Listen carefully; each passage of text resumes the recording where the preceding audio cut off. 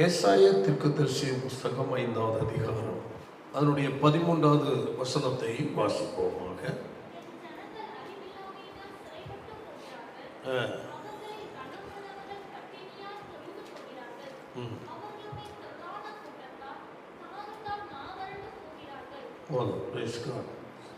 என் ஜனங்கள் அறிவில்லாமையினால் சிறைப்பட்டு போகிறார்கள். இஸ்ரவேல் ஜனமாகிய தேவனுடைய ஜனத்தை பார்த்து கர்த்தர் புலம்புகிறதான ஒரு காரியம். ஏசாயா தீர்க்கதரிசி புஸ்தகம் 66 அதிகாரங்கள் இருக்கிறது. வேதத்தில் 66 புஸ்தகங்கள், அதுபோல் 66 அதிகாரங்கள். வேதத்தில் முதல் 5 புஸ்தகம் பஞ்சாகமங்கள், மோசே எழுதின மோசே நியாயப்பிரமாண புஸ்தகங்கள்.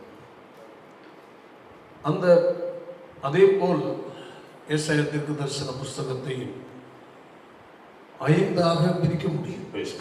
பஞ்சாகமங்களாக ஆதியாகம, யாத்திராகமம், லேவியராகமம், எண்ணாகமம், உபாகமம் என்ற 5 ஆகமங்களை வைத்து வேதத்தை 5ஆய் பிரிக்கலாம். இது ஏசாயா தீர்க்கதரிசி புஸ்தகம் 66 அதிகாரங்கள் ஒரு வேதம் புஸ்தகம். இது ஒரு 66 ஆகமங்களையும் அடக்கிய 66 புஸ்தகங்களுக்குள் 66 ஆகமங்கள் இருக்கிறது. இந்த 66 அதிகாரங்களையும் 5ஆக பிரிக்கலாம், 66 ஆகமங்களையும் 5ஆக பிரிக்கலாம். ஒவ்வொரு புஸ்தகம் 66 புஸ்தகங்களும் ஒவ்வொரு புஸ்தகத்தையும் 5ஆக பிரிக்கலாம். அப்படியெல்லாம் வேதம் நமக்கு வழிகாட்டுகிறது. அல்லேலூயா. அவ்வளவு பெரிய மர்மங்கள் அடங்கிய ஒரு புஸ்தகம். இங்கே தான் பார்க்கும்போது ஸ்தோத்திரம், ஏசாயா தீர்க்கதரிசி புஸ்தகத்தில் 1வது அதிகாரத்தில் இருந்து 5ஆம் அதிகாரம் முடிய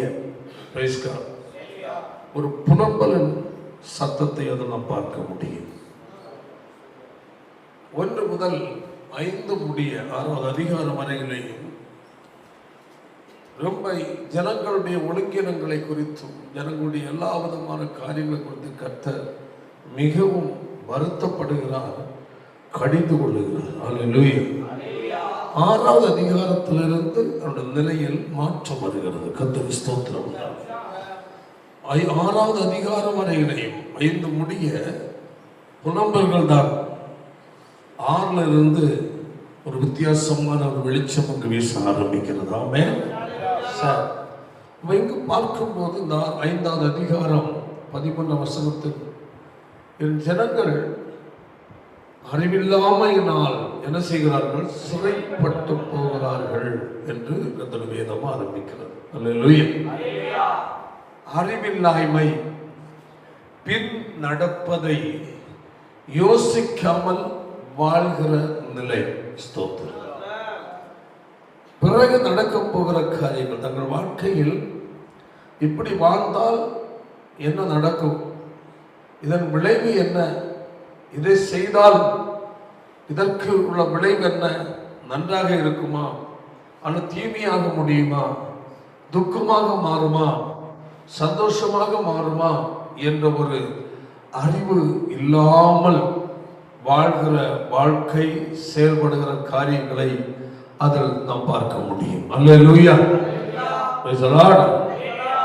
மட்டுமல்ல, பிரைஸ் காட், சொல்லுகிற ஆலோசனைகளை, புத்திமதிகளை பொருட்டாக எடுக்காத ஒரு கூட்டம்.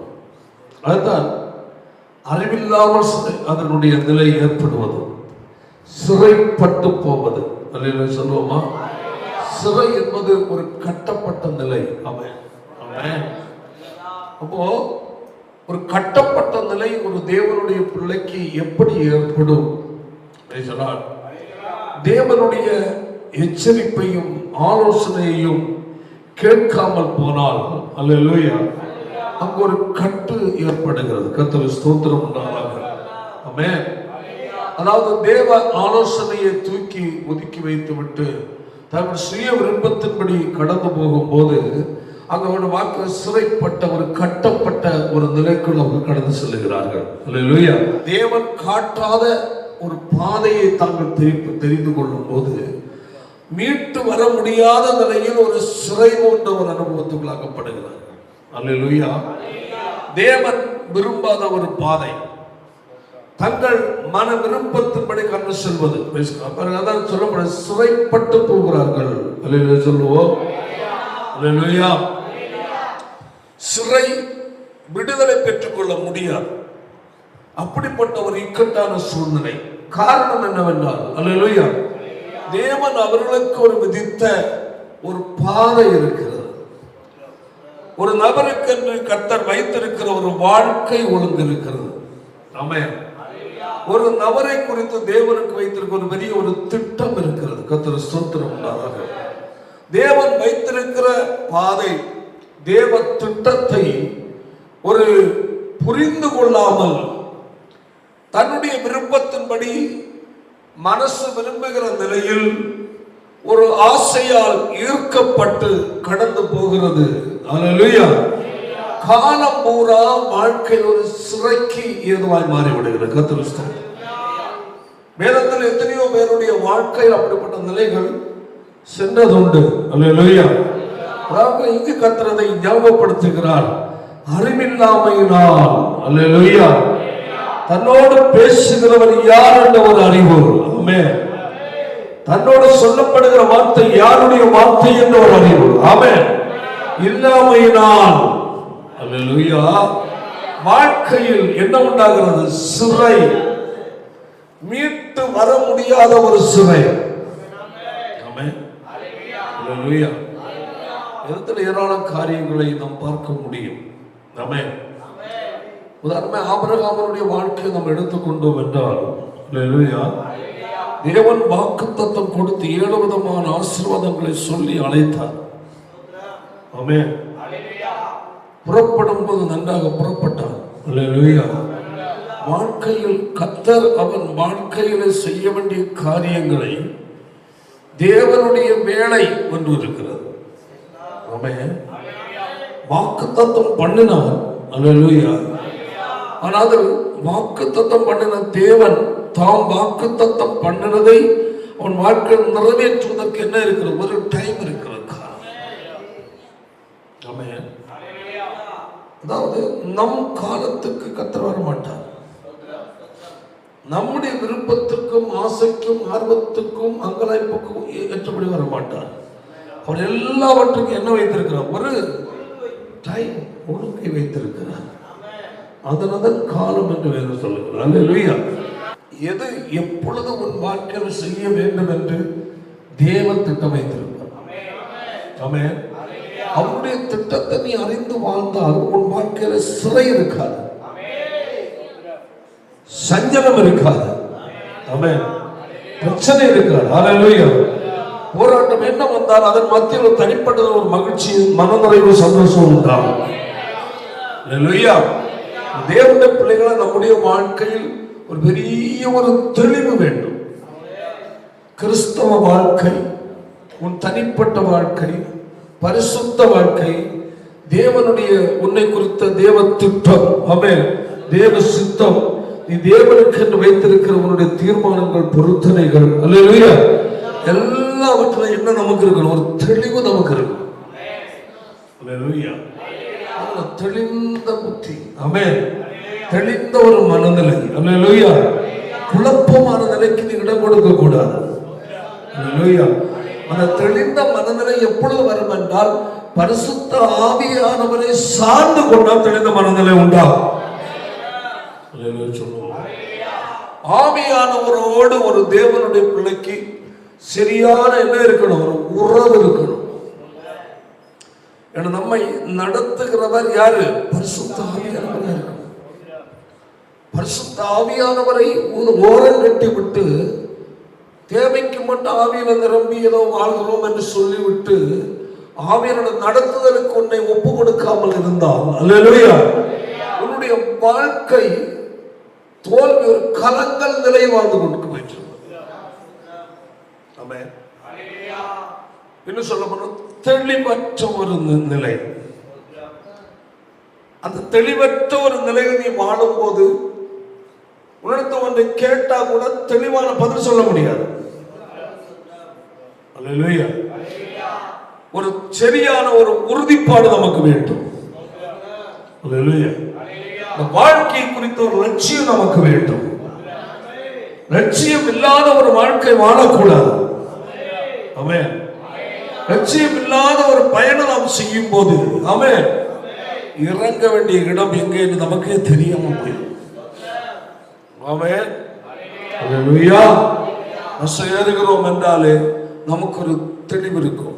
ஓகே, இன்ன இடத்துக்கு நம்ம போறோம். அல்லேலூயா. போறது மட்டுமல்ல, அங்க போயிட்டு இன்னாரையும் சந்திக்க போகிறோம். அந்த சந்திக்கிற நபரை பார்த்து இன்ன காரியத்திற்கு நாம் போகிறோம். அந்த காரியத்தை அவரிடத்து பெற்றுவிட்டு இன்ன நாள் அங்கிருந்து நினைச்சு புறப்படணும் என்றெல்லாம் பிளான் இருக்கு. அல்லேலூயா. அதே போல கிறிஸ்தவ வாழ்க்கையில் அல்லேலூயா நமக்கு ஒரு சரியான ஒரு திட்டமிடுதல் இருக்க வேண்டும். கையை வைத்தாலே சொல்லுவோம், என் தேவனுக்கு முன்பதாக நான் இப்படி இதை செய்ய வேண்டும், இப்படி வாழ வேண்டும். அல்லேலூயா. இது எனக்குரியதல்ல, இதுதான் எனக்குரிய பாதை. ஆமென். எல்லாருக்கும் ஒரே பாதை அல்ல. அல்லேலூயா. ஒவ்வொருவரும் குறித்து ஒவ்வொருவருக்கும் தேவன் ஒரு சித்தத்தை, ஒரு திட்டத்தை வைத்திருப்பார். அந்த திட்டத்தை நீ அடையாளம் கண்டுகொள்ள வேண்டும். அல்லேலூயா. எல்லாருக்கும் ஒரே திட்டம் அல்ல, தேவ சித்தம் ஒரே சித்தம் அல்ல. ஒவ்வொருத்தருக்கும் ஒவ்வொரு விதமான தேவ திட்டம் இருக்கிறது. அதை அடையாளம் கொண்டு நாம் கண்டுகொண்டு பயணித்தால் மட்டுமே தான் வெற்றிகரமான ஒரு வாழ்க்கை நாம் வாழ முடியும். கையை வைத்தாலே சொல்லும், ஆபிரகாமுடைய வாழ்க்கையில் அல்லேலூயா சில அறியாமைகள். ஆமென். அதாவது அழைத்தார் கர்த்தர், இடையில் வருகிற ஆலோசனையை குறித்த ஒரு தெளிவில் தவறிவிட்டார். ஆமென். ஏன்? தேவன் அவனுக்கு வாக்கு கொடுத்த காரியத்தை நிறைவேற்றுவதற்கு ஒரு டைம் வைத்திருந்தார். அந்த டைம் வரையிலேயும் அல்லது அந்த இடம் வரையிலேயும் அந்த காலம் வரையிலேயும் அல்லேலூயா அவன் கட்டாயம் என்ன செய்தாகணும்? பயணித்தாக வேண்டும். ஆமென். Praise the lord. இவன் அவசரத்திற்கு கர்த்தருடைய திட்டத்தை கிட்ட கொண்டு வர மாட்டான். ஆமென்.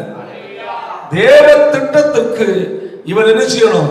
ஒரே எதிர்பார்ப்போடு பயணிக்க வேண்டும். அல்லேலூயா. இடையில் சில வேறு ஆலோசனைகளுக்கு இடம் கொடுத்ததனால் இன்றைக்கும் அவர்களுக்கு என்னதான்? ஒரு சிறைதான். அதில்தான் இஸ்மவேலால் ஏற்பட்ட ஒரு கட்டு, சிறை. நிம்மதியான ஒரு வாழ்க்கை வாழ முடியவில்லை. அல்லேலூயா. இன்றைக்கும் அது அவருடைய வாழ்க்கை என்னவா இருக்கிறது? போராட்டமாகத்தான் இருக்கிறது. தேவ ஜனந்தான். ஆமென். தேவ ஜனந்தான். அல்லேலூயா. கர்த்தருடைய வாக்குத்தத்தத்தை பெற்ற ஜனந்தான். Price God. ஆனால் அவருடைய வாழ்க்கையில் தேவன் வைத்திருக்கிற அந்த திட்டம், ஆமென், அதை அவர் விரும்புகிற நிலையில் அதை அடையாளமணி. அல்லேலூயா. குறுக்கு வழியை தெரிந்து கொண்ட காரணத்தினால் அது அவர்களுக்கு ஒரு சிறையாய் மாறிவிட்டது. ஆமென். சிறை, சுதந்திரம் நஷ்டப்படுவது. ஆமென். அவருடைய வாழ்க்கையில் போக வேண்டிய இடத்தை போக முடியவில்லை. ஆமென். கர்த்தருடைய ஆலயம் கட்டப்படுவதற்காக அந்த இடத்தை அவர்கள் தங்கள் கட்டுப்பாட்டுக்கு கொண்டு வர போராடுகிறார்கள். அல்லேலூயா. அந்த ஒரு இடத்துக்கான பிரச்சனை. அல்லேலூயா. அதை அடைவதற்கு இவர்கள் முயற்சிக்கும் போது அதற்கு எதிராக வேறு பல எதிர்ப்பு. காரணம், அந்த எதிராளிகளை ஆயத்தப்படுத்துறதே தம்முடைய அறியாமை. ஆமென். தன்னுடைய அறியாமையினால் அல்லேலூயா எதிரிகள் உருவாகி விட்டார்கள். அதனால் என்ன நடக்கிறது? சுதந்திரமாய் செயல்பட விடாதபடி இவர்கள் உருவாக்கின எதிரியே இவர்கள் என்ன செய்கிறார்? தடுக்கிறார். ஒவ்வொருடைய வாழ்க்கையில நாம் பார்க்கும்போது ஏராளமான காரியங்கள் உண்டு. அல்லேலூயா. அதே போல அந்த ஏசாயா அந்த அதிகாரத்துல பார்க்கும் போது பாருங்க, 1வது அதிகாரத்தில் கடந்து வருவோம். 3ஆம் வசனம் வாசிப்போம்.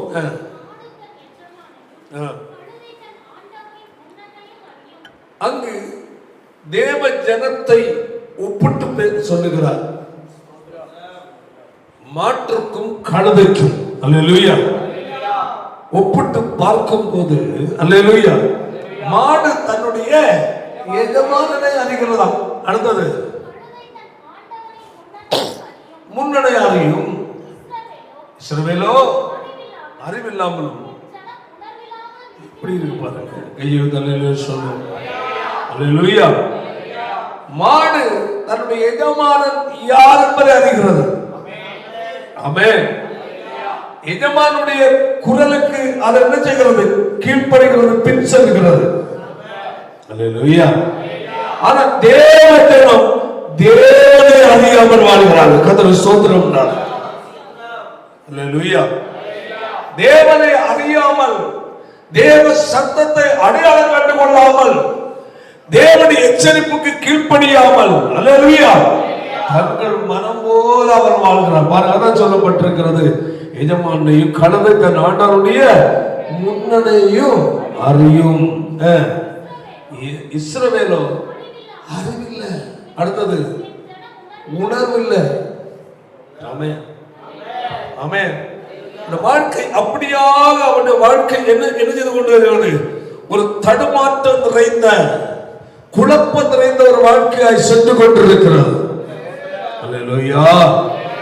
என்ன விளைவு பாருங்க, 4ஆம் வசனம். ஐயோ,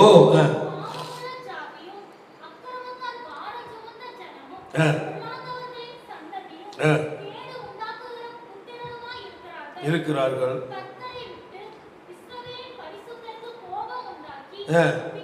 பின்வாங்கி போனார்கள். யாரை விட்டு? கர்த்தரை விட்டு.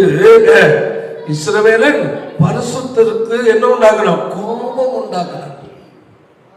ஆமென். காரணம் என்ன? தங்களுக்கு தேவன் நியமித்த பாதையை விட்டுவிட்டார்கள். தேவன் கொடுத்த கட்டளை, ஆமென், அவர் வாழ வேண்டிய ஒரு வாழ்க்கை முறை, அதை தவற விட்டு அல்லேலூயா, கர்த்தர் துக்கப்படுகிற நிலையில் வாழ ஆரம்பித்து விட்டார்கள். ஆமென். அதான் சொல்லப்பட்டிருக்கிற வாசிப்போம். இன்னும் நீங்கள் ஏன் அடிக்கப்பட வேண்டும் சொல்லிவிட்டு அடுத்தது, அதிகம் என்ன செய்றீங்க? விலகில்லமா போறீங்க. புரிந்து கொள்ளுங்க. இன்னும் நீங்கள் ஏன் அடிக்கப்பட வேண்டும்? இன்னும் ஏன் தண்டிக்கப்படணும்? நீங்க ஏன் இன்னும் நீங்க சிக்ஷைக்கு ஏதுவாய் மாறிட்டு இருக்கிறீங்க? இன்னும் ஏன் நீங்கள் வேதனைக்கு ஏதுவாய் போய் கொண்டிருக்கிறீங்க சொல்லிட்டு சொல்றாரு. அடுத்தது, அதிகம் தான் விலகி போறீங்க. தேவன் அவளை அரவணைக்கு இழக்கிறார். அல்லேலூயா. தேவன் எச்சரிப்பின் கரத்தை நீட்டுகிறார். ஆமென். அவளை என்ன செய்கிறார்கள்? விலகி போறாங்க. எங்க வரல? கர்த்தருடைய கட்டுப்பாட்டுக்குள்ள வரல. அல்லேலூயா.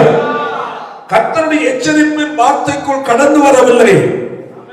கர்த்தர் அவர்களுக்கு போதிக்கிற போதனைக்கு உள் வரவில்லை. போதனைக்கு வெளியே நின்று கொண்டிருக்கிறார்கள். அல்லேலூயா. அதனால் தான் என்ன சொல்லப்பட்டிருக்கிறது? ஏன் அடிக்கப்படணும்? அதிகமா விலகி போறீங்க. அடுத்தது, தலையெல்லாம் வியாதியும் வளர்ச்சியுமா இருக்கிறது. அல்லேலூயா. மொத்தத்திலேயே உங்க வாழ்க்கையெல்லாம் என்ன போச்சு? சீரழிஞ்சு போச்சு. எதனால? அல்லேலூயா. கர்த்தருடைய வார்த்தைக்கு செவி கொடுக்காததால், கர்த்தருடைய எச்சரிப்புக்கு கீழ்ப்படியாததால், கர்த்தரை கனம் பண்ணாததால். அல்லேலூயா. ஆமென். தேவ ஜனங்களுடைய வாழ்க்கையில் தேவன் சில காரியங்களை, அவர் கட்டளைகளையும் ஆலோசனையும் கொடுக்கிறார். தேவன் கொடுக்கிற ஆலோசனை நம்மை சீரான பாதையில் சுமையா நடத்தும். அல்லேலூயா. தேவ ஆலோசனை விட்டு மனுஷனுடைய சுய ஆலோசனைக்கும் சுய விருப்பத்துக்கு நேராக ஓடும்போது, ஆமென், வாழ்க்கையில என்ன வந்து விடுகிறது? தோல்வியும் சஞ்சலம் வந்து விடுகிறது. அல்லேலூயா. பாருங்க அடுத்த வசனம். உள்ளங்கால் தொடங்கி சுகமே இல்லை. அல்லேலூயா. என்னதான்? எங்க இருந்து எங்க வர? உள்ளங்கால இருந்து உச்ச தலைவரையிலையும் என்ன இல்லை, சுகமே இல்லை. அப்படி என்றால் வாழ்க்கையில எல்லா ஏரியாவிலையும் என்னது? வேதனை.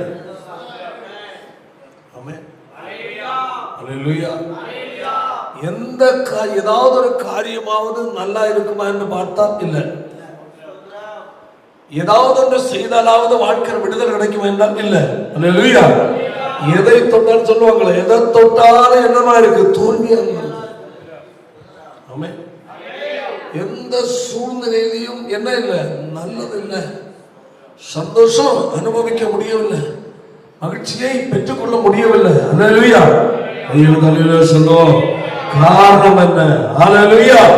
தேவனுடைய ஆலோசனைக்கு இப்படியான காரணம். ஆமென். காரணம் என்ன? தேவனுடைய கட்டளை விட்டு வழிவிலகி போனதே காரணம். அல்லேலூயா. என்ன சொல்லப்பட்ட பாருங்க, 5வது 13 ஜனங்கள் அறிவில்லாமையினால் சிறைப்பட்டு போகிறார்கள். அல்லேலூயா. இப்ப இவைகள் எல்லாம் நடக்க காரணம் என்ன? என்னது? அறிவில்லாத. என்னது? என்ன அறிவு? எஜமானனை குறித்த அறிவு. ஆமென். என்ன அறிவு? ஆண்டவர் முன்னணியை குறித்த அறிவு. ஆமென். அல்லேலூயா. தன் எஜமானனை மறந்தார்கள். ஆமென். தன்னை பெற்ற கண்மனையை மறந்தார்கள். ஆமென். தேவனுடைய எச்சரிப்பை அலட்சியம் பண்ணினார்கள். அல்லேலூயா. முன்னணை. ஆமென். தேவ சமூகம். அல்லேலூயா. ஆமென். அதான் சொல்லப்படி மாடு தன் எஜமானனையும் அறியும். இந்த அறிவு இவர்களுக்குள் இல்லாததால் என் ஜனமோ அறிவில்லாமலும் உணர்வில்லாமல் இருக்கிறார். இந்த அறிவை இழந்ததால் அல்லேலூயா வாழ்க்கையில் என்ன ஏற்பட்டது? சிறை. ஆமென். என்ன ஏற்பட்டது? சிறை. எப்படி? உள்ளங்கால் தொடங்கி உச்சந்தலை மட்டும் சுகமே இல்லை. அல்லேலூயா. அதை சொல்லிட்டு சுகமே இல்லைன்னு சொல்லிட்டு அது காயமும் வீக்கமும் படாமலும் எவனோ எந்த நிலையிலையும் அவங்களுக்கு என்ன சொஸ்தம் இல்லை. ஆமென். அழகா சொல்லி இருக்கு. ஒன்று அது எப்படி இருக்கு? காயம். என்னது?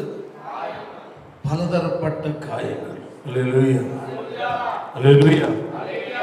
எந்த முயற்சி பண்ணாலும் அங்க ஒரு வேதனை தான், காயங்களும். அடுத்தது வீக்கம். காயம் இருந்து என்ன வருது? வீக்கம் வரும். வீக்கம். அடுத்தது ரணம், ஆறாத ரணம். அடுத்தது சீல் புதுக்கப்படல, அப்படியே இருக்கு. அடுத்தது அது காயம் கட்டப்படவில்லை. பாருங்க. ஏன்? அல்லேலூயா. எஜமானனை மறந்ததுதான் காரணம். ஆமென். அல்லேலூயா. மாடு தன் எஜமானனையும் கழுதை தன் ஆண்டவரின் முன்னணியும் அறியும்.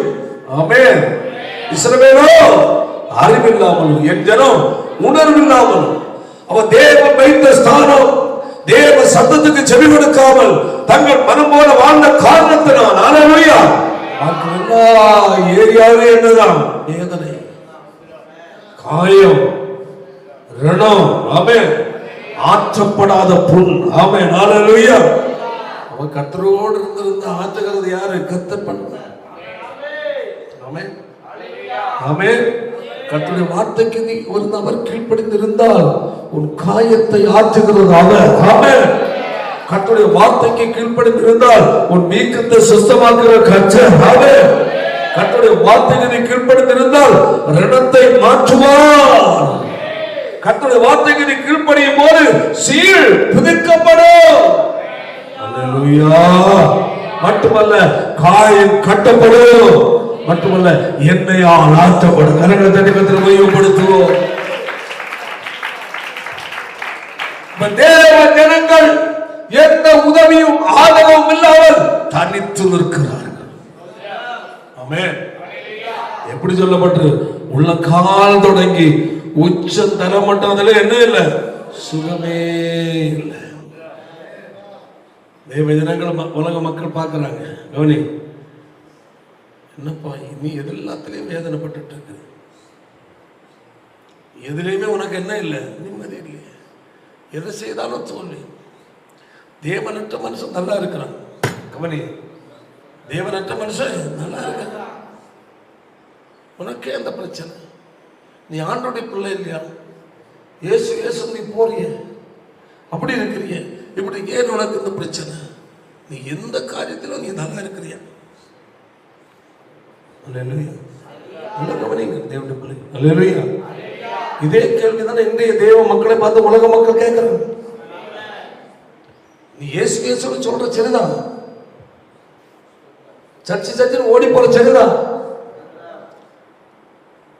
தேவையில்லா காரியங்களை பங்கெடுக்கல சரிதான். அல்லேலூயா. அல்லேலூயா. என்ன பாரு, நான் இதுல எல்லாம் தான் எப்படி இருக்கிறேன், என்ன பார்த்தியா, இதெல்லாம் இருக்கு, அது இருக்கு, இது இருக்கு, அது செய்கிறேன், இது செய்கிறேன், வருமானம் இருக்கு, வசதி இருக்கு, சந்தோஷம் இருக்கு, நல்ல வாழ்க்கை இருக்கு, பசங்களுக்கு நல்லா இருக்கிறாங்க, பார்த்தியா, நீ எதில் நல்லா இருக்கிற? கேள்வி வருதா இல்லையா? சொல்லு. நீ என்னப்பா எப்போ பார்த்தாலும் போராடிட்டு கிடக்குற, வாழ்க்கையில் சந்தோஷம் இல்லை, ஓடுற சரிதான், பைபிள் எடுத்துட்டு அதெல்லாம் இருக்கிற, அப்படி இருக்கு, இப்படி இருக்கிற, நீ இப்படி இல்லையே, உனக்கு எல்லாம் எப்படி இருக்கு, தோல்வியெல்லாம் இருக்கு, எல்லாம் நஷ்டமெல்லாம் இருக்கு. யார் கேட்குறா? உலகத்தான்.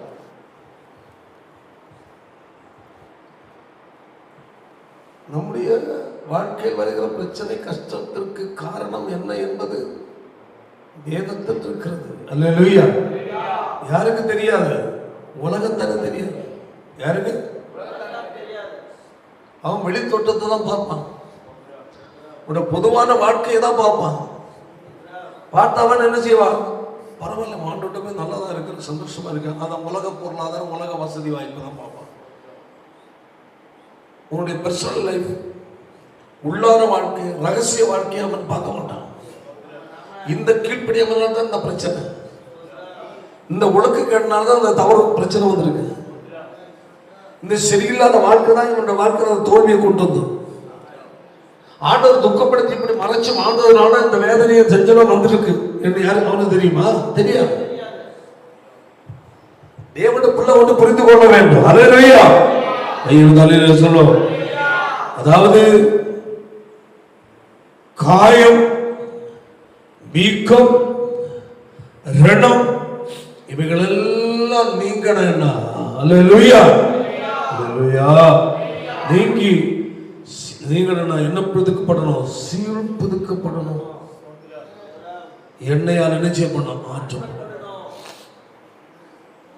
உன்னிடத்தில் இருக்கிற துர்க்குணங்களையும் துர்ச்செயல்களையும் மறைத்து வைத்துக் கொண்டு நீ எவ்வளவு பக்திமான் என்று வேஷம் போட்டாலும், எவ்வளவுதான் நான் கர்த்தருடைய பிள்ளை என்று நீ வாயினால் வாயளவு சொன்னாலும், என்னதான் நீ ஆராதிக்கிறவன் உன்னை காட்டிக் கொண்டாலும், நான் பரிசுத்தவான் பரிசுத்தவான் உன்னை வெளிப்படுத்திக் கொண்டாலும், அல்லேலூயா, கையை தள்ளில சொல்லும், மற்றவர்களுக்கு முன்பதாக ஆமென் நீ ஒரு சிறைப்பட்ட மனுஷனாகத்தான் காட்சி அளிப்பே தவிர, அல்லேலூயா, விடுதலை பெற்ற ஒரு மனுஷனை காட்சி அளிக்க முடியாது. தேவனுடைய பிள்ளையே, தேவனுடைய வார்த்தைக்கு நீ கீழ்ப்படியாமல் காட்டி வாழ்கிறது வரையிலேயும், ஆமென், தேவனுடைய எச்சரிப்பின் சத்தத்துக்கு நீ கீழ்ப்படியாமல் கீழ்ப்படியாமல் இருக்கிறது வரையிலேயும், ஆமென், உன்னுடைய காயம் வரும்போது என்ன செய்யாது? ஆட்டப்படாது. ஆமென். உன் வீக்கை என்ன செய்யாது? குறையாது. உன் ரணம் என்ன செய்யாது? ஆறாது. உன் சீர்பிடிக்கப்பட வேண்டும். ரணத்துக்கு காரணம் என்ன? காயத்துக்கு காரணம் என்ன? வீக்கத்துக்கு காரணம் என்ன? உள்ள என்ன வச்சிருச்சு? செப்டிக் ஆயிடுச்சு, சீல் வச்சிருச்சு. காரணம் நீ மேல் பூச்சாய் வாழ பிரயாசப்படுகிறாய். இன்று உனக்கு நல்லது போல் தோன்றுகிறது என்று நீ நினைத்து வாழ்கிறாய். இது பிறகு உன் வாழ்க்கை சிறையாய் மாறும். இப்போது நீ மாயமாலமாய் வாழாதே, தவறை மறைத்து வாழாதே, ஒழுங்கீனத்தை மறைத்து வாழாதே, கட்ட துக்கப்படுகிற காரியங்களை மறைத்து வாழாதே, அதை சரிப்படுத்தி வாழ. அல்லேலூயா சொல்லுவாய். அல்லேலூயா. பாருங்க, கூப்பிடுறார் ஆண்டவர். 18 வசனம், வழக்காடுவோம் வாருங்கள். என்னது? வா. இப்படி எல்லாம் இருந்துட்டு ஆண்டவரை விடுவிக்கல, எனக்கு இதுல அப்படி இருக்கு இப்படி நீ சொல்ற, வா வழக்காடுவோம். ஏன் இது வந்தது என்று உனக்கு நான் சுட்டி காட்டுகிறேன். வேதனைக்கு காரணம் என்ன என்பதை சொல்லுகிறேன். உன் ரணத்திற்கும் உன் வீக்கத்திற்கும், அல்லேலூயா அல்லேலூயா, உன் காயத்திற்கும் காரணம் என்ன என்பதை நான் உனக்கு சொல்லுகிறேன் என்று கர்த்தர் அழைக்கிறார். எதற்கு அழைக்கிறார்? சொல்லு. வழக்காட. வழக்காட என்ன? உன் நியாயத்தை நீ சொல்லு. ஏன் நியாயத்தை சொல்லு? சொல்ல புரியுதா? வழக்காடுவோம். ஆமென். வேற நிறைய காரியங்கள் பாருங்க. அதுல பாருங்க இன்னொரு காரியங்கள். அல்லேலூயா. இவைகள் எல்லாம் இவங்க செய்துட்டு கர்த்தர் ஸ்தோத்திரம். Praise God. நான் இந்த ஏரியா அப்புறம் மாறேன். 8ஆம் வசனம் வாசிப்போம். சீயோன் குமாரத்தி திராட்சை தோட்டத்தில் உள்ள யாரா ஒரு குச்சி போல. எப்படி? எவ்வளவு தூரம் இல்லாம போச்சு பாரு. அடுத்தது, குடிசை போலவும் இருக்கிறார். அல்லேலூயா. கையெழுத்தாளர் சொல்ல நல்ல கவனி. பேர் என்ன? சியோன். தேவன் பிரிய வைத்திருக்கிற நபர், தேவனுடைய இருதயத்தை மகிழ்விக்கிற நபர். அல்லேலூயா. சியோன் குமாரத்தி என்னமா மாறி போயிட்டா? திராட்சை தோட்டத்தில் உள்ள ஒரு குச்சி போல மாறிட்டா. அடுத்தது, வெள்ளரி தோட்டத்தில் உள்ள ஒரு குடிசை போல ஆயிடுச்சு. அடுத்தது, முற்றுகை போடப்பட்ட பட்டணம், சிறை. இதுல பேர் என்ன? கர்த்தர் முழு பிரியத்தை வைத்திருக்கிற கூட்டம், கர்த்தர் உலாவுகிற கூட்டம். அல்லேலூயா. கர்த்தர் சந்தோஷப்பட வேண்டிய இடம். அல்லேலூயா. ஏன் இந்த நிலை? ஆமென் ஆமென். தேவனுடைய பிள்ளைகளை தேவன் முன்பதாக எதையும் மறைச்சு வாழ முடியாது. மறைக்க மறைக்க மறைக்க மறைத்து விட்டு தன்னை பக்திமானதை காட்ட காட்ட ஒன்று புரிந்து கொள்ளணும். உனக்கு ரணமும் வீக்கமும் வேதனையும் அதிகமாக தான் செய்யும். தற்காலிகமா நன்றா இருந்ததும் அட்ஜஸ்ட் பண்ணி கொள்ளலாம். அவனுடைய வாழ்க்கை அப்படிதான். கர்த்தருடைய பந்தி நாட்கள்ல அந்த நேரம் வருவாங்க. சோத்திரம் தான் ரொம்ப நல்லா இருக்கு. பெரிய தப்பு, பெரிய தப்பு. பேச மட்டும் போறாங்க, அது உன் வாழ்க்கையில வேதனையும் சஞ்சலத்தையும் கொண்டு வரும். ஒரு காலத்தில் உனக்கு சிறை, பெரிய சஞ்சலத்தை கொண்டு செல்ல வேண்டியவன். ஆயத்தம் இல்லையா? கட்ட துக்கப்படுற காரியமா? ஒதுக்கி கிளியர் ஆகிறது போல. அல்லேலூயா. எதுவா இருந்தாலும் தேவனுடைய ஊழியக்காரனை சந்தித்து அவரோட என்ன செய்யணும்? பேசி அதற்கு ஒரு பதில் உண்டாகணும். உன் துணிகரத்தை காட்டும் இடம் தேவ சபை அல்ல. செய்த அக்கிரமத்தை அநியாயத்தை மறைத்து புதைத்து வைத்து விட்டு பக்திமான் நேசம் போடுகிற இடம் சபை அல்ல. அதுக்கு வேற நிறைய இடம். அல்லேலூயா. அதான் சொல்லணும். ஓகே, வாசிப்போம். திராட்சையின் தோட்டத்தில் உள்ள ஒரு குச்சை போலவும் வெள்ளரி தோட்டத்தில் உள்ள ஒரு குடிசையை போலவும். ஆமென். அல்லேலூயா. Praise the lord. திராட்சை தோட்டம் எப்படி இருக்க வேண்டியது? பழம் கொடுத்து செழிப்பா இருக்க வேண்டியது. இப்ப என்னமா மாறி போச்சு? குச்சை. எவ்வளவு பெரிய வேதனை பாருங்க. உங்க திராட்சை தோட்டம் நட்டது எங்க பார்ப்போம்? அங்க குச்சா கிடக்கு. ஐயோ சிவகுமார்த்தி இப்படி சீரழிஞ்சு போயிட்டாளா? ஆமாம். அடுத்து என்ன சொல்லப்பட்டிருக்கு? வெள்ளரி தோட்டத்தில் உள்ள சத்தமாக சொல்லு குடிசை இப்படி நல்ல பில்டிங் மாதிரி இருக்குமோ, சீரழிஞ்சு வெள்ளரி தோட்டத்தில் கட்டப்பட்ட குடிசை எப்படி எல்லாம் அழிஞ்சு போய் கிடக்கு. அடுத்தது முற்றுகை போடப்பட்ட எதிரிகளால் சூழ்ந்து நிற்கிறதான என்னது ஒரு பட்டணம். இப்ப இவர்கள் எங்க போக முடியாது, வெளியே போக முடியாது, சுதந்திரம் இல்லை, இவர்களுக்கு பாதுகாவல் இல்லை, எதிரி சூழ்ந்து நிற்கிறார். காரணம் என்ன? அல்லேலூயா. மாடு தன் எஜமானனையும் கழுதை தன் ஆண்டவர் முன்னணையும் அறியும். இஸ்ரவேலோ அறிவில்லை. மாட்டுக்கு ஞானம் கூட இல்லை, கழுதைக்கு அறிவு கூட இல்லை. அல்லேலூயா. இஸ்ரவேலோ அறிவில்லாமலோ என் ஜனம் உணர்வில்லாமல் இருக்கிறாங்க. சத்தத்துக்கு ஜனங்கள் என்ன செய்யவில்லை, கீழ்ப்படியவில்லை. என் எச்சரிப்புக்கு அவர்கள் மனம் திரும்பவில்லை. ஆமென், ஆமென். ஏன் திராட்சை தோட்டத்திற்கு உற்சாகம் மாறினாய்? ஏன் வெள்ளரி தோட்டத்தில் ஒரு குடிசையாய் மாறினாய்? ஏன் முற்றுகை போடப்பட்ட பட்டணமாய் மாறினாய்?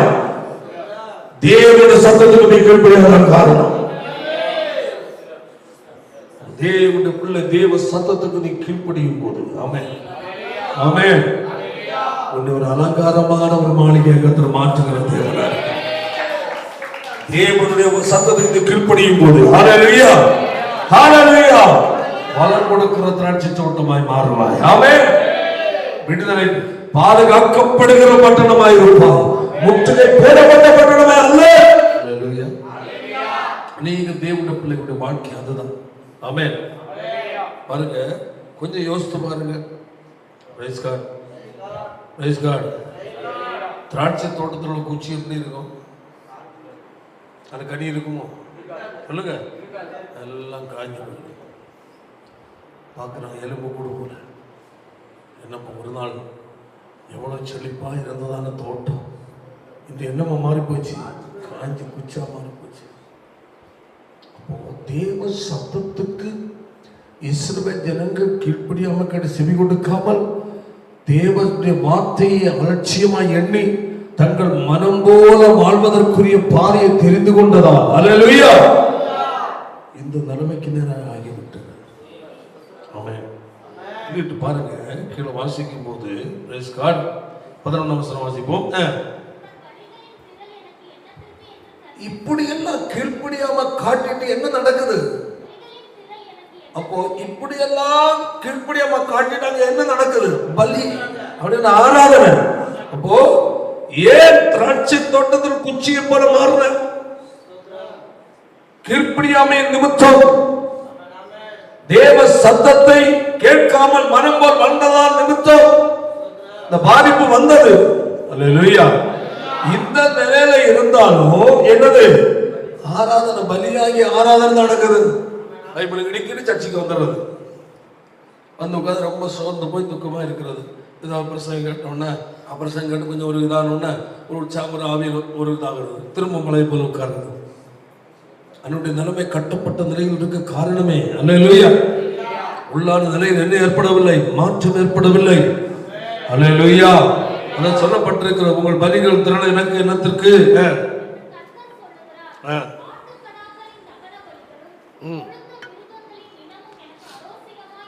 நீ இப்படி எல்லாம் இருந்துட்டு விதவிதமாய் செலுத்தப்படுகிற ஆராதனையும் பலியும் காணிக்கைகள் எனக்கு வேண்டாம், ஆலோசகம் அருவருப்பா இருக்கு.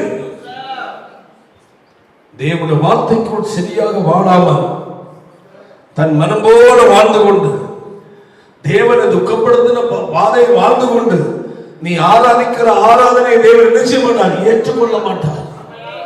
தேவனுடைய பார்வை எப்படி இருக்கிறது? ஆரோசியமா இருக்கிறது.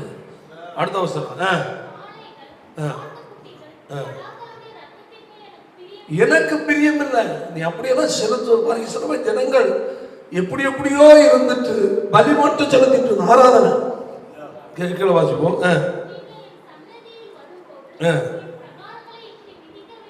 ஆயத்தம் இல்லாமல் துணிகரமா இப்படி வந்து செலுத்தினா மட்டும் போதுமா? நான் ஏற்றுக்கொண்டு நினைத்தீர்களா?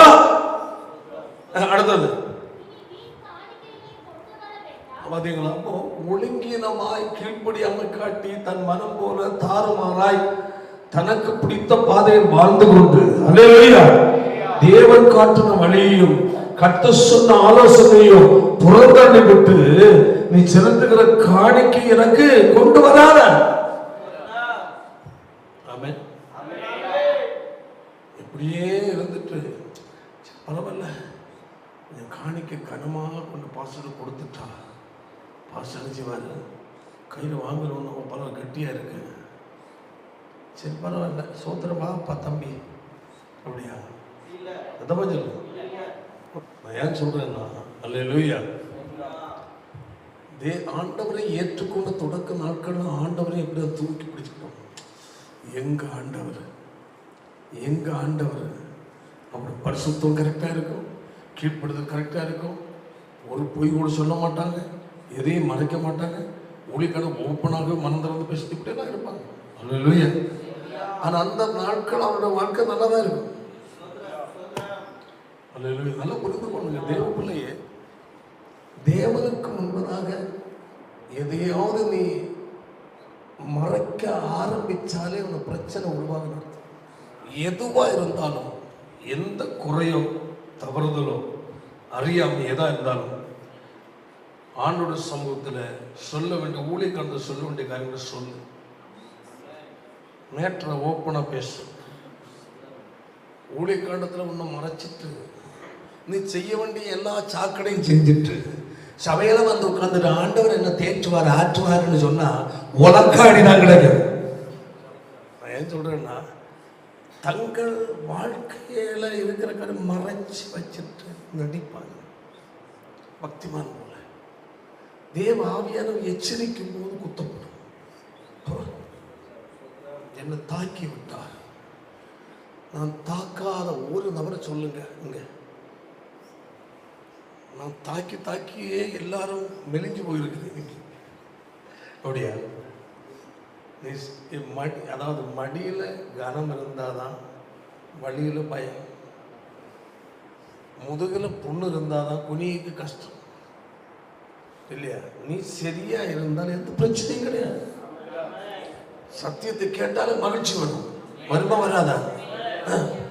சத்தியத்தை பாவத்தை கண்டித்து பேச, ஓ பிரைஸ் காட். ஏன் கனம் இல்லை, ஏன் முதுகுல புண்ணு இல்லை,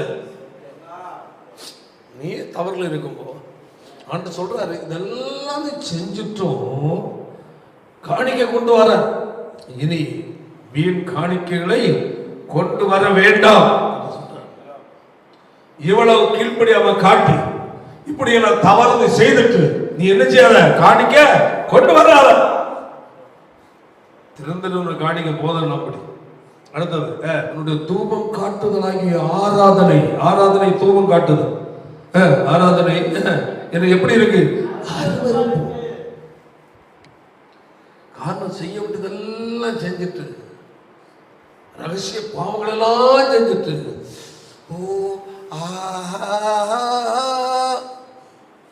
என்ன அப்படி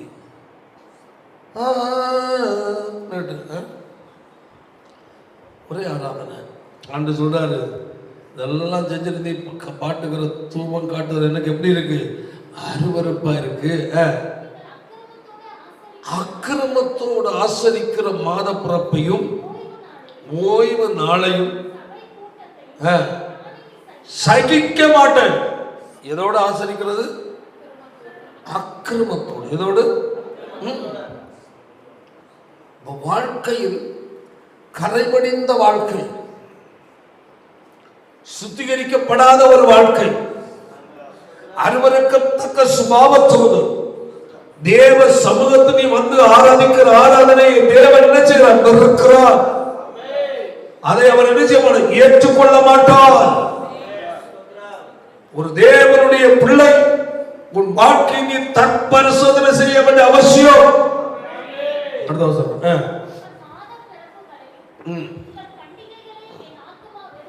வெறுக்கிறது.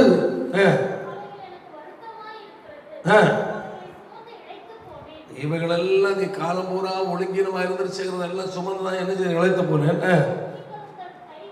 விரித்தாலும் மறைக்கிறேன். நீங்க நிறைய முட்டி போட்டு அல்லேலூயா சோத்திரம் ஐயான்னு சொல்லிட்டு ரொம்ப போராடி ஜெபம் பண்ணாதான் என்ன செய்ய மாட்டேன், கேட்க மாட்டேன். உங்கள் கைகள் ரத்தம், அதாவது அருவருப்புகள், ஒழுங்கீனமான காரியங்கள் செய்வீர்கள். அல்லேலூயா.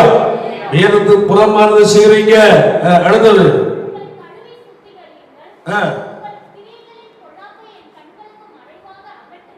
அகற்றிவிட்டு ஓயுங்கள்.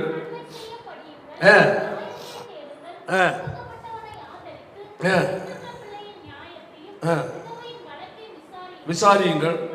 வழக்காடுவோம். வா எல்லாம் கொண்டு வாங்க. சொல்லும். எதுக்கு வழக்காடுவது? இவர்கள் வந்து நிற்கிறாங்க. தேவனுடைய சத்தியமாகிய சட்டத்திட்ட தேவ பிரமாணத்தை வைக்கிறார். இதன்படி நீ வழக்காடுவது, எதெல்லாம் தவறு செஞ்சிருக்கிற, இதன்படி அது தவறு, இதன்படி அது தவறு, இதன்படி அது தவறு என்று உன்னுடைய வாழ்க்கையை என்ன செய்ய சரிப்படுத்த, ஒரு வாழ்க்கையில் இருக்கிற துணிகரமான பாவங்களை அறிந்து கொள்ள. ஹல்லேலூயா. எது தேவன் வெறுக்கிற காரியம், எது தேவன் துக்கப்படுகிற காரியம் என்பதை நீ தெளிவாய் அறிவதற்காக தான் வழக்காட கூப்பிடுறாரு. சொல்றாரு பாருங்கள்.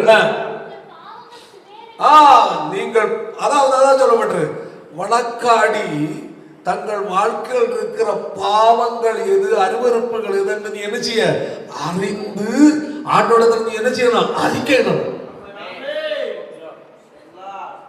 கர்த்தருடைய சட்டத்திட்டமாகிய வேத சத்தியத்துக்கு முன்னதாக உன் வாழ்க்கையை என்ன செய், விரிச்சு வை.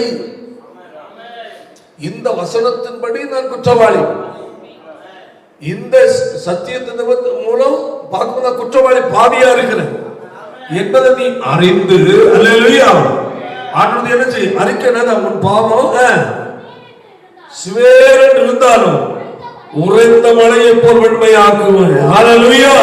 அடுத்தது அவைகள் பஞ்சை போலாகும்.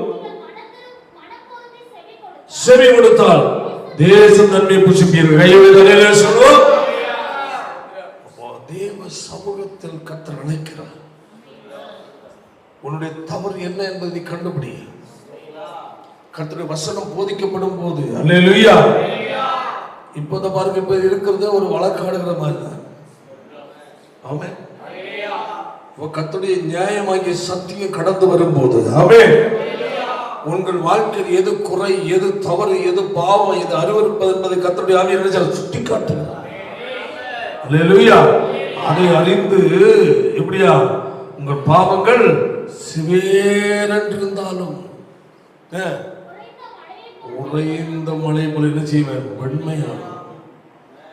நீ குறையை ஒத்துக்கொண்டு ஆண்டோட நீ அறிக்கையிட்டால், ஆண்டவரே நான் இதை செய்திருக்கிறேன், இப்படிப்பட்ட வாழ்க்கை வாழ்ந்திருக்கிறேன், என்ன மன்னியும் என்று சொல்லி ஒத்துக்கொள்ளும் போது, அல்லேலூயா, எப்படி ஆகட்ட உறைந்த மழை பனியை போல வெண்மையாக்குவார். அல்லேலூயா. அவைகள் ரத்தாம்பரம் போல சிவப்பா இருந்தாலும் பஞ்சை போல என்ன செய்வார். இதுதான் ஒரு தேவனுடைய பிள்ளைகளுடைய வாழ்க்கையில் இருக்கிற என்னது சிறை. தேவ சத்தத்துக்கு கீழ்ப்படியாமல் தங்கள் சொந்த வழியில் போகிற ஒரு வாழ்க்கை என்னவா மாறிவிடுது, ஒரு சிறையாய் மாறிவிடுது. அதிலிருந்து வெளியே வருவதற்கு கர்த்தர் என்ன செய்றார், அழைப்பு கொடுக்கிறார். அல்லேலூயா. தேவனுடைய பிள்ளையின் வாழ்க்கையில் நீ என்றைக்கும் ஒரு சிறைப்பட்ட நபராய், ஒரு கட்டப்பட்ட நபராய், அல்லேலூயா, நீ வாழ்வது தேவனுக்கு ஒருபோதும் விருப்பம் இல்லை. சில ஜனங்களை பார்த்து அந்த சொல்லுகிறார், அல்லேலூயா, உள்ளங்கால் தொடங்கி உங்கள் என்ன இல்லை, சுகமே இல்லை. உள்ளங்கால் தொடங்கி உச்சம் தலை மட்டும் என்ன, அதிலே சுகமே இல்லை. அது காயமும் வீக்கமும், அடுத்தது ரணமாய் உள்ளது. அல்லேலூயா.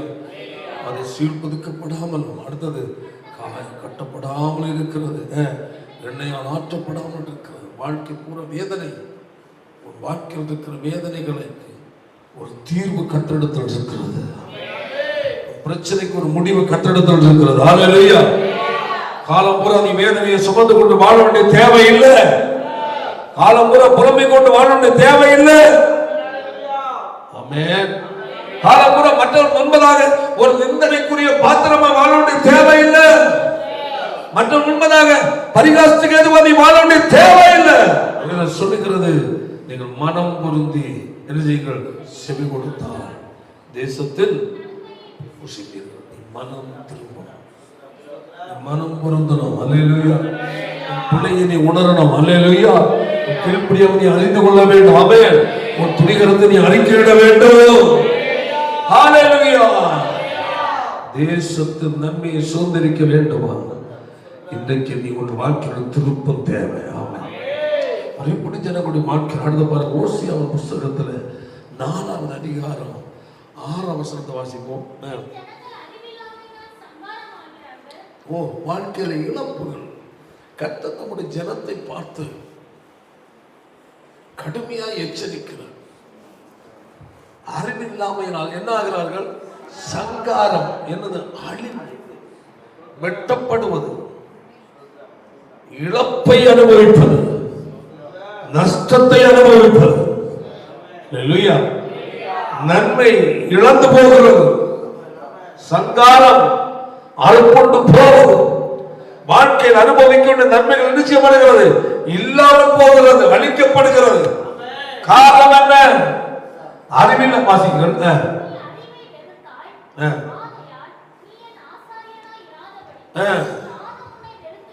வெறுத்து விடுவேன்.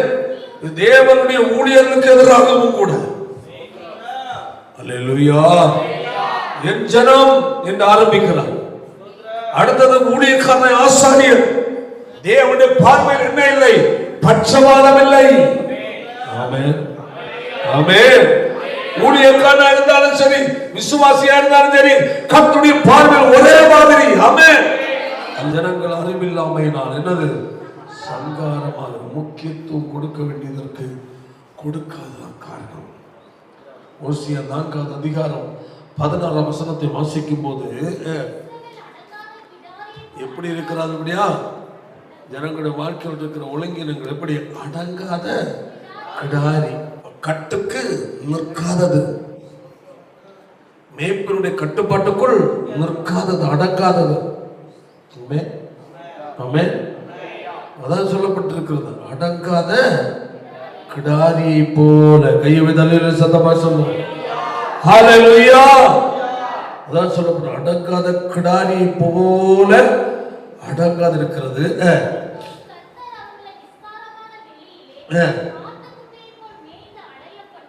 அப்படி விட்டுறாரு. ஏன் கட்டுக்கு அடங்கல இல்ல, உன்னை எப்படி ஃப்ரீயா விட்டுறாரு. கட்ட சபைக்குள்ள சத்தியத்துக்குள்ள அடங்கி இருக்காதவர்கள் என்ன செய்வார்கள்? கண்டுகிட மாட்டார். எச்சரிப்பார், கடிந்து கொள்வார், புத்தி சொல்வார், கண்டித்து பேசுவார். அது அவர்களுக்கு பிடிக்கலன்னா கத்தர் அப்புறம் அவங்களை என்ன செய்வார்? கண்டிக்கணும்.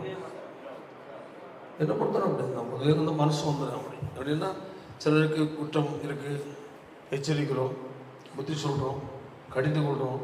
கீழ்ப்படினா அவங்களுக்கு என்ன செய்ய கண்டுக்கிட மாட்டோம், கீழ்ப்படிய மாட்டாங்க. அதுக்கு அர்த்தம் என்ன என்றால், உன்மேல் கர்த்தர் ஊழியக்காரன் கரிசனை காட்டுகிறான் என்றாலே கர்த்தர் உண்மையில் என்ன செய்யறார்? கரிசனை. உண்மையில் கர்த்தர் கரிசனை வைத்தால் தான் ஊழியக்காரன் உண்மையில் என்ன இருக்க முடியும்? கரிசனை.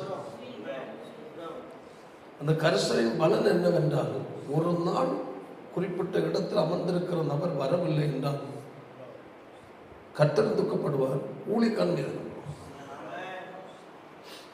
சரி, என்னால் இப்படி வந்து நல்லா ஆராதிக்குவேன், நல்லா ஆவியை நிரம்புவேன், வரலைன்னாலே கஷ்டமா இருக்கும். அல்லேலூயா. அவ்வளவு தூரம் அந்த நபர் மேல் கர்த்தர் என்ன வைத்திருக்கிறார்? கவனம் வைத்திருக்கிறார். ஆமென். அந்த கரிசனை எதை உண்டு பண்ணும் என்றால், எச்சரிப்பை கொடுக்கும், புத்திமதி சொல்லும், கண்டிக்கும், கடிந்து கொள்ளும். இந்த கடிந்து கொள்ளுதல், கண்டிப்பது, எச்சரிப்பது எல்லாத்துக்கும் காரணமே அந்த குறிப்பிட்ட உண்மையை என்ன வைத்திருக்க கர்த்தர் கரிசனை வைத்திருக்க என்பதை காட்டுவது. அதை நீ புரிய புரியாமல் எதிராக அதை சிந்தித்து மீண்டும் அதே நிலையில் நீ வாழ்வாய் என்றால் நீ புரிந்து கொள்ளணும். குறிப்பிட்ட நாட்களுக்கு அந்த ஒன்று என்ன செய்ய மாட்டான், ஊழியக்காரன் கண்டுக்கிட மாட்டான். கண்டுக்கிடவில்லை என்றாலே கர்த்தரே ஒன்று கண்டுக்கிடலாம். புரியுதா இல்லையா? தேவ மக்கள் புரிந்து கொள்ளணும். உன்னை எச்சரிக்கிறேன், கடிந்து கொள்றேன், புத்தி சொல்றேன், கண்டிக்கிறேன், என்ன நீ இப்படி இருக்கிறேன்னு கேட்கிறேன் என்றாலே அது என் கரிசனை இல்லை, யாருடைய? கர்த்தருடைய கரிசனை. அது உனக்கு நோவாக கஷ்டமாய் கடினமாய் எண்ணுகிறாய் என்றாலே நாட்கள் போக போக கர்த்தர் என்ன செய்வார்? கண்டுக்கிட மாட்டேன். வந்தாலும் வர வந்தாலும் அப்போ அதுக்கு அர்த்தம் கர்த்தரே உண்மையில் என்ன வச்சுட்டாரு? ஒதுக்கி வச்சுட்டான்னு அர்த்தம். எச்சரிப்பும் கடிந்து கொள்ள யார் எங்க இருக்கு? அவர்கள் மேல் தேவன் வைத்திருக்கிற ஒரு பாசம். அதே ஒன்று புரிந்து கொள்ள வேண்டும். அல்லேலூயா. உங்கள் பலருடைய வாழ்க்கையிலையும் கூட பலர் நான் கொஞ்சம் செய்தி மூலமாக எச்சரிப்பேன், கண்டித்து பேசுவேன். கொஞ்ச நாள் பேசிட்டு கடைசி எதிர்பார்ப்போம். அவருடைய வாழ்க்கையில் மாற்றம் வரவில்லை என்றால் கொஞ்ச நாட்கள் கழிய அது என்ன ஆயிரும்? ஃப்ரீ பண்ணிடும், விட்டுரும். அப்போ புரிந்து கொள்ள வேண்டும். இப்போ பழைய மாதிரி நம்மளை பேசுறது இல்லை, அந்த கண்டிக்கிறது இல்லை, அந்த மாதிரி பாயிண்ட்ஸ் உச்சரிக்கிறது இல்லைன்னா வேற ஒன்று கர்த்தரை ஒன்று கை கழுவிட்டான்னு அர்த்தம். ஒன்று எச்சரிக்கிற அப்படி இல்லை. ஒரு நபரை கண்டிக்கிறதுனாலே கடிந்து ஊழியக்கான என்ன லாபம்? லாபமா? நஷ்டம். தேவன் உங்களில் வைத்திருக்கிற அன்பை கடிந்து கொள்வதன் மூலம், கண்டிப்பின் மூலம், கண்டிப்பு உபதேசத்தின் மூலம் உங்களை அதை நிரூபிக்கிறார். அல்லேலூயா. அந்த கடிந்து கொள்வதில் எச்சரிப்பு வருவதை நீ புரிந்து கொள்ளணும். என் ஆண்டவர் என் மேல் எவ்வளவு அனுபவிச்சிருக்கிறார், உங்கள் அதிக கரிசனை உள்ளவராக இருக்கிறார். அல்லேலூயா. அதை நீ புரிந்து கொள்ள வேண்டும். அவர்தான் சொல்லப்பட்டிருக்கிற விஸ்தாரமான வழியிலே ஆட்டுக்குட்டியை போல ஆலயம் பண்ணுவார். நீ தாராளமா எப்படியோ வாழ்ந்த தொலை இன்னும் விட்டுருவார். அல்லேலூயா. அதான் விஷயம். பாருங்க, அடுத்து பாருங்க, ஓசியாவில் 7ஆம் அதிகாரம் 8 வாசிப்போம்.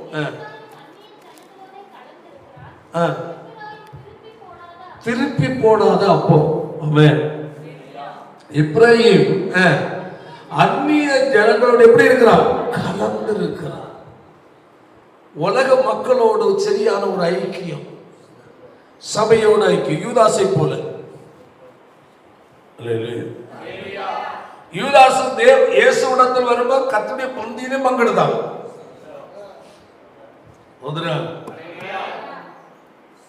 ஆண்டவர் செய்கிற நன்மைகள் அற்புதங்களை பார்க்கிறான். அவர் போதிக்கிற போதனையும் பார்த்து கேட்கிறான். அல்லேலூயா. வெளியே போய் ஆண்டவருடைய எதிரிகளோடு மைக்கி வைத்துக் கொண்டிருக்கிறார். முடிவு என்ன நடந்தது? அல்லேலூயா. Praise the Lord. யூதாசின் வாழ்க்கையில் முடிவு பரிதாபமாய் முடிந்தது. வேதம் சொல்லுகிறது, சபைக்கு கர்த்தருக்கென்று தெரிந்து கொள்ளப்பட்ட ஒரு தேவனுடைய பிள்ளை. அல்லேலூயா.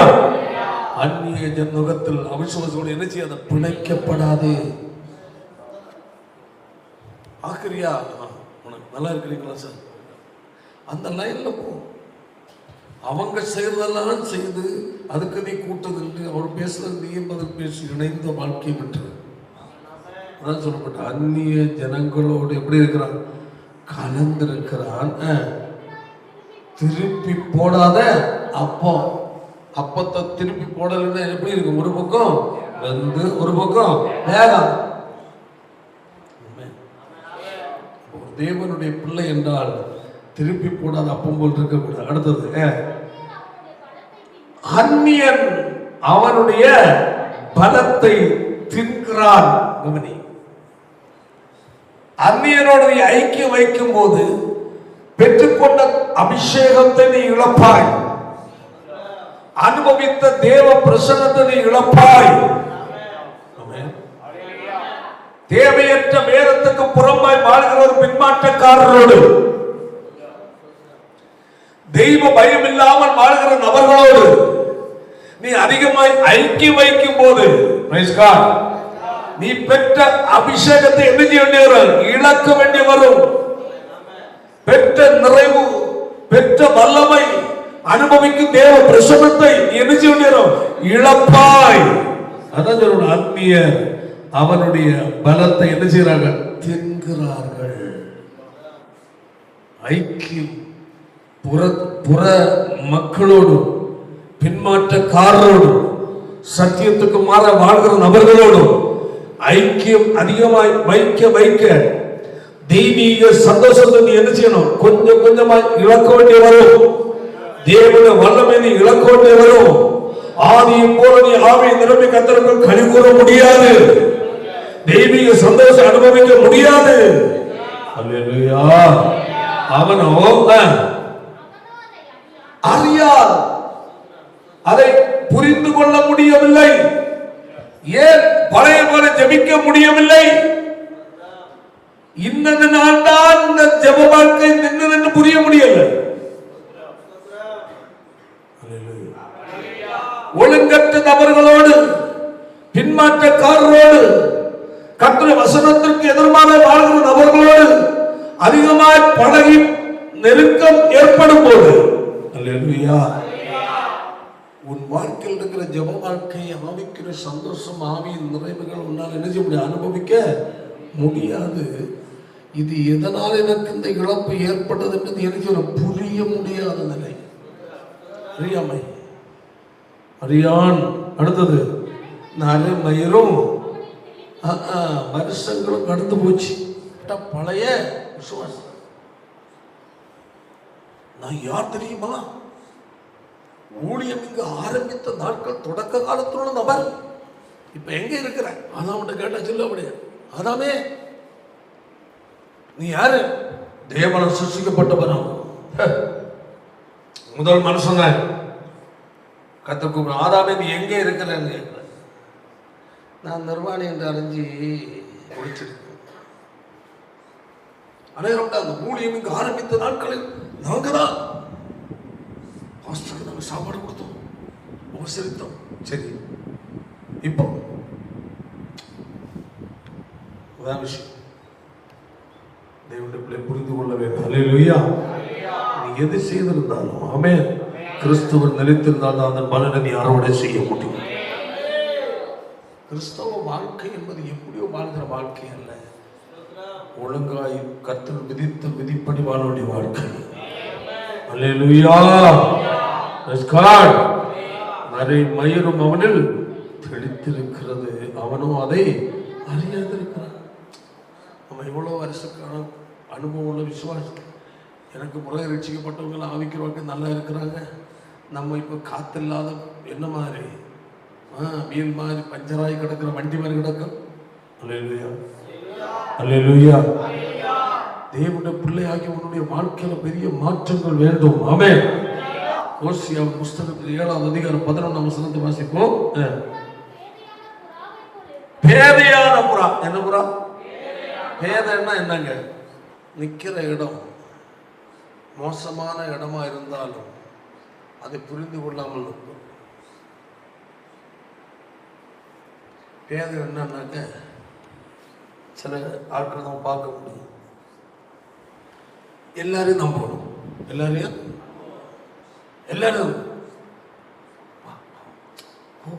ஒன்னு நான் பார்த்த உடனே ஐயோ என் சொந்தத்துல ஒரு உண்டு ஒன்ன மாதிரியே சொன்ன தலை சுத்தம். அந்த பேதமை என்பது எது சொன்னாலும் நம்ம பேதமை என்றாலே என்ன நடந்தாலும் அதை புரியாமல் உட்கார்ந்துருப்பது. பேதமை என்றாலே யாரிடத்துல ஃப்ரெண்ட்ஷிப் வச்சாலும் அவன் படுகொலை வெற்றவனாக்குறது தெரியாமல் போய் மயக்கமான வார்த்தைக்கு இடம் கொடுக்கிற இருதயம், நைஸ் வார்த்தை, பேதை. பேதையான ஆண்களும் உண்டு, பேதையான பெண்களும் உண்டு. தந்திரமான பேச்சுகளை புரியாமல் விழுவது, ஆசை வார்த்தைகளுக்கு மயங்குவது, இச்சகமான வார்த்தைகளுக்கு இருதயத்தில் இடம் கொடுத்து கவனத்தை அங்கு பறிகொடுப்பது, யார் சிரித்து பேசினாலும் உடனடியாக மயங்குவது, அன்பான 4 வார்த்தையை சொல்லிவிட்டாலே ஐயோ என் அப்பா அம்மா கூட இப்படி கண்டா அன்பா பேசுனதில்லை, அவன் வீட்டில் ஒழுங்கா பேசியிருக்க மாட்டான். அந்த மயங்கும் பேச்சுக்கு இருதயத்தை பறிகொடுக்கும் பேதை. அதான் தெளிவா இருக்கணும். அல்லேலூயா, ஆமென். அப்போ பேதை என்பது என்னுடைய ஒரு விளக்கமாக.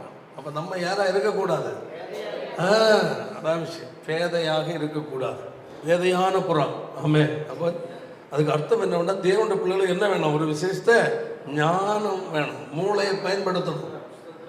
அல்லேலூயா.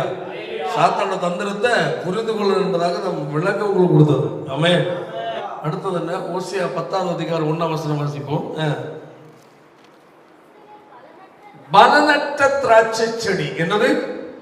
பலனற்றது. தேவன் எதிர்பார்ப்போடு உன்னை தேவ சபையில் நட்டார், நீ பலன் கொடுக்க வேண்டும் என்று. அல்லேலூயா. ஆண்டு பார்க்கும் இடத்துல என்ன இல்லை? பலனற்ற திராட்சை செடியா இருக்கிறாய். சுய திருப்தி, தனக்கு தானே, தன் மன விருப்பம், தனக்கு திருப்தி உண்டாகிற அளவில் தனக்குத்தானே கனி கொடுப்பது. ஒரு ஆத்மாவை என்ன செய்வதில்லை? ஆதாயப்படுத்துவதில்லை. சுவிசேஷ பிறருக்கு சொல்வதில்லை. ரட்சிக்கப்பட்ட வருடங்கள் நிறையாச்சு, ஒருத்தர் கூட சத்தியத்துக்குள் வழிநடத்தல. பலனற்ற திராட்சைக்கு. ஆமா, அல்லேலூயா. அநேக விசுவாசிகள் தேவனுடைய சபைக்குள்ள இப்படி எல்லாம் இருப்பாங்க. அல்லேலூயா. சரி, 12:1 வாசிப்போம்.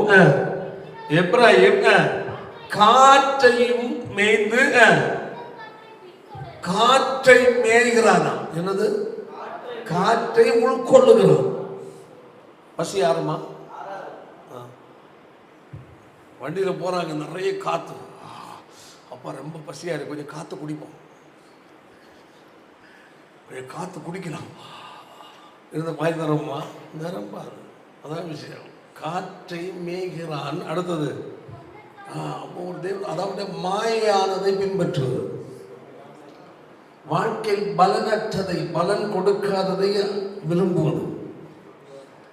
வாழ்க்கையில் அடைய முடியாத நன்மை அடைய முடியாது, ஆனால் தேவையற்றது பின்னாடி போறது. அல்லேலூயா. கையை வைத்து அல்லேலூயா சத்தமா சொல்லணும். இவங்க எல்லாம் செய்கிற நபரை பார்த்து கர்த்தர் என்ன சொல்லுகிறார்? 14:1 வாசிப்போம்.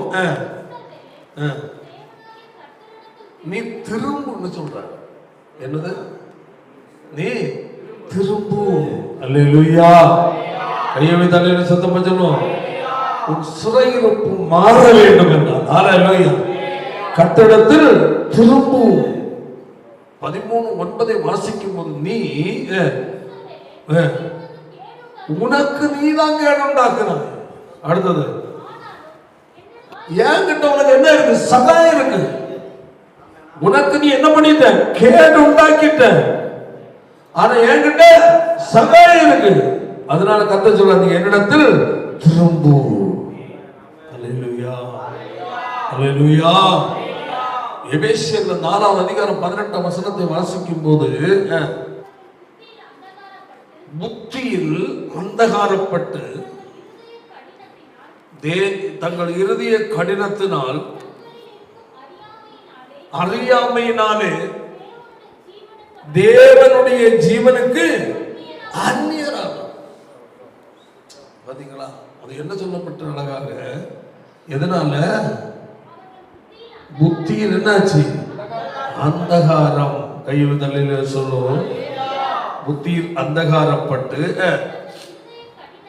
தங்கள் இருதய கடினத்தினால், தங்களில் இருக்கும் அறியாமையினாலே தேவனுடைய ஜீவனுக்கு என்னமா இருக்க? அந்நியராக மாறிவிட்டார்கள். அல்லேலூயா. அறியாமையினாலே அந்நியர். அந்த அறியாமை எங்க கொண்டு விடுது? தேவ ராஜ்யத்திலிருந்து வெளியே தள்ளுது. அப்போ நாம் அறியாமையினால் செய்கிற காரியங்கள், அல்லேலூயா, அநேக காரியங்கள் நம்ம தேவ ராஜ்யத்திற்கு போகாமல் என்ன செய்யுது? தடுக்குது. நம்ம என்ன செய்யணும்? இனி அல்லேலூயா மனம் திரும்பி கர்த்தரிடத்தில் வரணும். அதான் சொல்லப்படுது. சொல்லிலே என்னிடத்தில் உனக்கு என்ன இருக்கு? சகாயம் இருக்கு. நீ கர்த்தரிடத்தில் திரும்பும். தேவ ஜனத்தை பார்த்து திரும்பு என்று சொல்லுகிறார். என்னிடத்தில் உனக்கு சகாயம் உண்டு. ஆமென். தேவ பிள்ளைகளை நாம் நம்ம தேவ சமூகத்தில் ஒப்பு கொடுத்து அல்லேலூயா குறைகளை அறிக்கையிட்டு மனம் திரும்புவதற்கு வேண்டிய நேரம். வாழ்க்கை எந்தெந்த காரியங்கள் சிறைப்பட்டு இருக்கிறாயோ, அல்லேலூயா, எந்தெந்த காரியங்கள் வாழ்க்கையில இழந்து போயிருக்கிறாயோ அதை மீண்டும் கர்த்தர் உனக்கு திருப்பி தர. ஆமென். என்று உன்னுடைய வாழ்க்கை திருப்பும் தேவையெல்லாம் முழங்கால் பண்ணிவிட்டு போவாங்க. நல்ல பிதாவே, நல்ல வேலைக்காய் நன்றி செலுத்துகிறோம். கேட்ட வசனங்களின்படி ஆண்டவரே உமக்கு ஸ்தோத்திரம். தேவனுடைய எச்சரிப்புக்கு நாங்கள் செவி கொடுக்கிறவர்களாய் கர்த்தர் சொல்லுகிற ஆலோசனைக்கு நாங்கள் கீழ்ப்படிந்து எங்கள் வாழ்க்கையை நாங்கள் சரிப்படுத்திக் கொண்டு கர்த்தருக்கு நாங்கள் மனம் திரும்பும் போது, ஆமென், எங்கள் வாழ்க்கை எல்லாவற்றையும் சுவையாக்குகிற தேவனாக இருக்கிறீர். ஆண்டவரே, கேட்ட வசனத்தின்படி எங்கள் வாழ்க்கையில் இருக்கிற அறியாமைகள், ஆமென், துணிகரமான சுபாவங்கள், அடங்காத சுபாவங்கள், வேதம தன்மைகள் எல்லாவற்றையும் விட்டு ஹல்லேலூயா மனம் திரும்பி தேவன் விரும்புகிற வாழ்க்கை வாழ எங்களுக்கு ஒப்பு கொடுக்கிறோம். ஆண்டவர், ஆமென். யார் எல்லாம் தேவ எச்சரிப்புக்கு ஆலோசனைக்கும் கர்த்தர் செவி கொடாமல் இருக்கிறார்களோ அந்த வாழ்க்கையில் பெரிய ஒரு மனம் திரும்புதலை கட்டளையிடுவீராக. இழந்ததை மீண்டும் பெற்று கர்த்தர் சாட்சியை ஜீவிக்க கர்த்தர் உதவி செய்வீராகப்பா. ஒவ்வொரு கர்த்தர் ஆசீர்வதித்து பெரிய காட்ட செய்யும். இயேசுவின் மூலம் ஜெபிக்கிறோம் பிதாவே.